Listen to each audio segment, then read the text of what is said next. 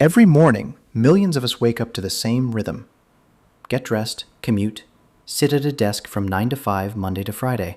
But have you ever really stopped to ask, why this schedule?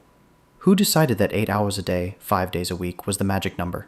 And why, over a century later, are we still doing it? Before the Industrial Revolution, most people didn't have jobs that ran on the clock. Farmers worked by daylight, artisans worked until their orders were finished, and fishermen, well, they worked until the sea said they were done. Time was flexible. Life was messy, unpredictable, and personal. But in the 1800s, everything changed. Factories didn't run on sunshine. They ran on steam, coal, and human endurance. Suddenly, there was a new master to obey, the factory bell. Shifts could stretch for 12, even 16 hours a day. Workers stood shoulder to shoulder in noisy, dangerous conditions, and yes, some of those workers were children. By the mid-1800s, workers had had enough. In Britain, America, Australia, unions started fighting for something radical, a workday capped at 8 hours. It wasn't just about comfort, it was about survival. Industrial work was exhausting, often deadly.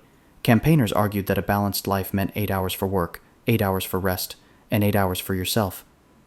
Strikes erupted, people lost jobs, and some even lost their lives for this cause. But slowly, painfully, governments and industries began to listen. Here's the plot twist. You might think politicians or unions gave us the 9 to 5, but one of the biggest pushes came from a car manufacturer. In 1926, Henry Ford shocked the business world by cutting his factory workweek from 6 days to 5 and reducing daily hours to 8. Why? Because he found out that well-rested workers were more productive, and, let's be honest, if people had more free time, they might buy more cars. Ford's move wasn't pure kindness, it was smart business, but it set a precedent that others began to copy. In the United States, the 8-hour day became federal law in 1938, thanks to the Fair Labor Standards Act. It set limits on the workweek, banned child labor, and introduced overtime pay. Around the world, similar laws took shape, and so the 9 to 5 became, well, normal. Normal, but not universal. Plenty of jobs, nurses, retail workers, freelancers, never fit this mold, and in some countries, longer hours are still the standard. Fast forward to today. Technology means we can work from almost anywhere, yet many of us still stick to the same hours set nearly a century ago. The pandemic blurred the lines even more. Now, some people are asking if the 9 to 5 is outdated. Some countries are experimenting with 4-day work weeks, others are introducing flexible hours, and yes, research suggests shorter work weeks can boost productivity and happiness. So who told us to work 9 to 5?